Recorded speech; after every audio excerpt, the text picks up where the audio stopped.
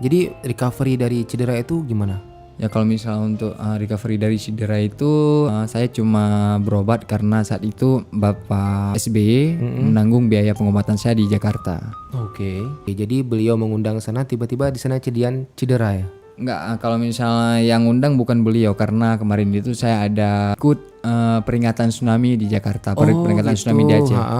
Jadi seluruh warga Aceh yang ada di Jakarta mereka membuat acara tersebut. Jadi mereka mengundang saya. Kemudian saya langsung ke sana dan saat itu ketua PSSI tahu saya ada di Jakarta. Kemudian beliau langsung memanggil saya untuk mengikuti laga amal tersebut. Oh, jadi memang kebetulan lagi di sana ketahuan bahwa Matuniasa di sana juga, udah diajak main sekalian gitu ya. Iya betul Pak. Cuman ya kena cedera ya. Ya cedera. Jadi saat itu saya langsung pulang ke Aceh. Tapi sempat masuk rumah sakit sana dulu, di Kalau rest di misal sana dulu.